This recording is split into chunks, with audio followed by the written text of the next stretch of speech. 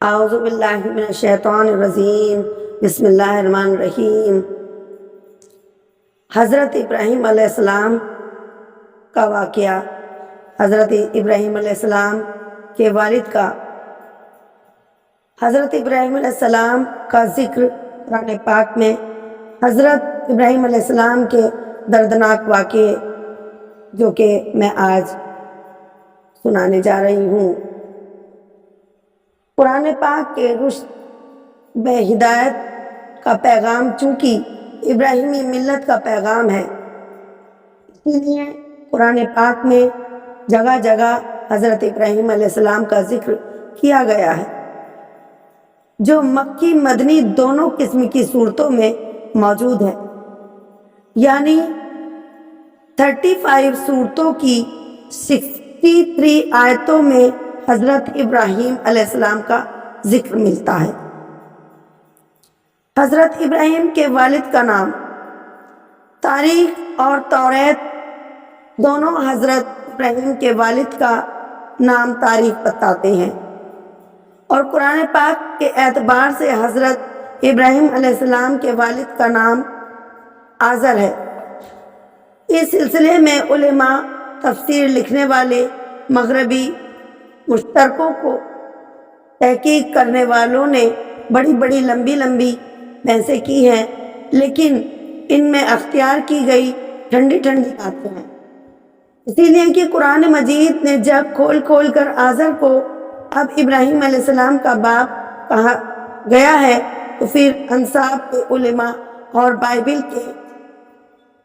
اٹکلوں سے مختصر ہو کر قرآن مجید کی یقینی تعبیر کو مجاز کہنے یا اس سے بھی آگے بڑھ کر قرآن مجید کی قواعد کی باتیں ماننے پر کون سی شرعی اور حقیقی ضرورت مجبور کرتی ہے۔ صاف اور سیدھا راستہ یہ ہے کہ جو قرآن مجید میں کہا گیا اور مان لیا جائے، چاہے وہ نام ہو یا قلم ہو۔ حضرت ابراہیم علیہ السلام اور دوسرے انبیاء علیہ السلام۔ حضرت ابراہیم علیہ السلام کے حالت کے 7 اور بھتیجے، حضرت لوط علیہ السلام اور ان کے بیٹے حضرت اسماعیل علیہ السلام اور حضرت اسحاق علیہ السلام کے واقعات بھی وابستہ ہیں۔ ان تینوں پیغمبروں کے تفصیلی حالات ان کے تذکروں کے بیان کیے گئے ہیں، یہاں صرف حضرت ابراہیم علیہ السلام کے حالات کے تحت کہیں ذکر آئے گا۔ حضرت ابراہیم علیہ السلام کی عظمت، حضرت ابراہیم علیہ السلام کی شان کی اس عظمت کے پیش نظر جو نبیوں اور رسولوں کے درمیان ان کو حاصل ہے، قرآن مجید میں ان کے واقعات کو الگ الگ اسلوب کے ساتھ جگہ جگہ بیان کیا گیا ہے۔ اس جگہ پر اگر تھوڑے میں ذکر ہے تو اس دوسری جگہ تفصیل اور تذکرہ کیا گیا ہے، اور کچھ جگہ پر ان کی شان اور خوبی کو سامنے رکھ کر ان کی شخصیت کو نمایاں کیا گیا ہے۔ توریت یہ بتاتی ہے کہ حضرت ابراہیم عراق کے قصبہ ار کے باشندے تھے اور اہل پدان میں سے تھے، اور ان کی قوم بت پرست تھی، جبکہ انجیل میں صاف لکھا ہے کہ ان کے والد نجاری کا پیشہ کرتے تھے اور اپنی کام کے الگ قبیلوں کے لیے لکڑی کے بت بناتے اور بیچا کرتے تھے، مگر حضرت ابراہیم علیہ السلام کو شروع سے ہی حق کی بصیرت اور رشد و ہدایت عطا فرمائی، اور یہ یقین رکھتے تھے کہ بت نہ دیکھ سکتے تھے اور نہ سن سکتے تھے، اور نہ ہی کسی کی پکار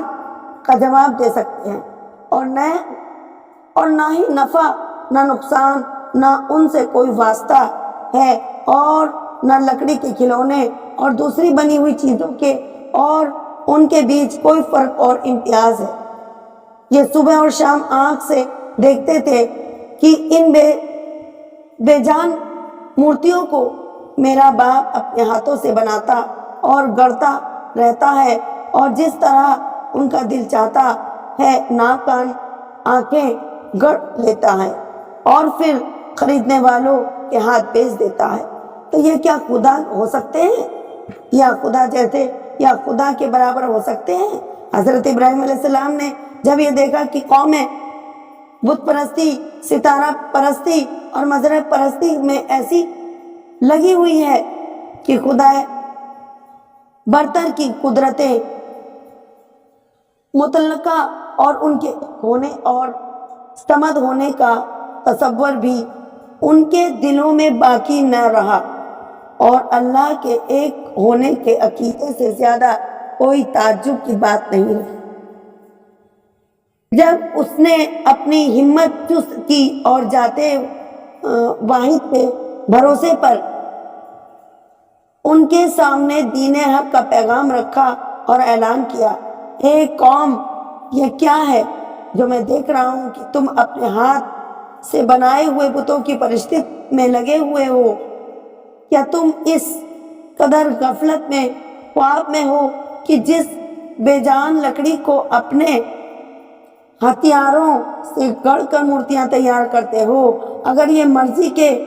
مطابق نہ بنے تو ان کو توڑ کر دوسرے بنا لیتے ہو، بنا لینے کے بعد پھر انہی کو پوجنے اور نفع نقصان کا مالک سمجھنے لگتے ہو۔ تم اس خرافات سے خرافات سے باز آ جاؤ، اللہ کی توحید کے نظمیں گاؤ اور اس ایک حقیقی مالک کے سامنے سر نیاز جھکاؤ جو میرا، تمہارا اور کل کائنات کا خالق اور مالک ہے۔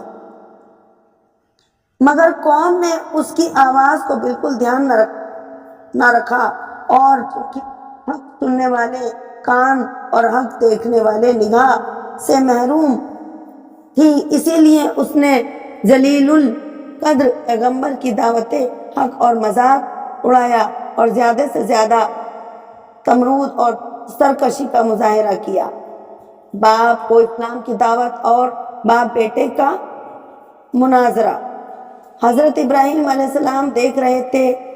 کہ شرک کا سب سے بڑا مرکز خود ان کے اپنے گھر میں قائم ہے، اور آزر کی بت پرستی اور بت سازی پوری قوم کے لیے ایک دھری بنی ہوئی ہے۔ اس لیے فطرت کا تقاضا ہے کہ حق کی دعوت اور سچائی کے پیغام کے فرض کی ادائیگی کی شروعات گھر سے ہی ہونی چاہیے۔ اس لیے حضرت ابراہیم نے سب سے پہلے اپنے والد آزر ہی کو مخاطب کیا اور فرمایا، اے باپ، خدا پرستی کی اور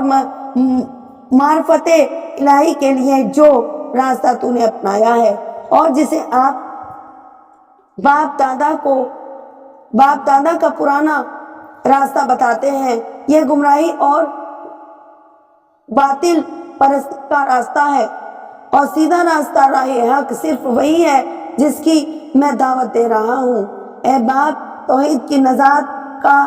سرچشمہ ہے، نہ کہ تیرے ہاتھ کے بنائے ہوئے بتوں کی پوجا اور عبادت۔ اس راہ کو چھوڑ کر حق اور توحید کے راستے کو مضبوطی کے ساتھ اختیار کر، تاکہ تجھ کو اللہ کی رضا اور دنیا اور آخرت کی سعادت حاصل ہو۔ مگر افسوس کہ آزر پر حضرت ابراہیم علیہ السلام کی نصیحتوں کا بالکل کوئی اثر نہیں ہوا، بلکہ اس حق کے قبول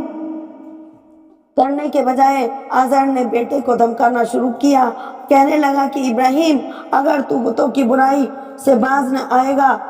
تو میں تجھ کو پتھر مار مار کر ہلاک کر دوں گا۔ حضرت ابراہیم نے جب یہ دیکھا کہ معاملہ حد سے آگے بڑھ گیا ہے، اور ایک طرف آپ باپ کے احترام کا مسئلہ ہے اور دوسری طرف فرض کی ادائیگی، حق کی حمایت اور اللہ کے حکم کی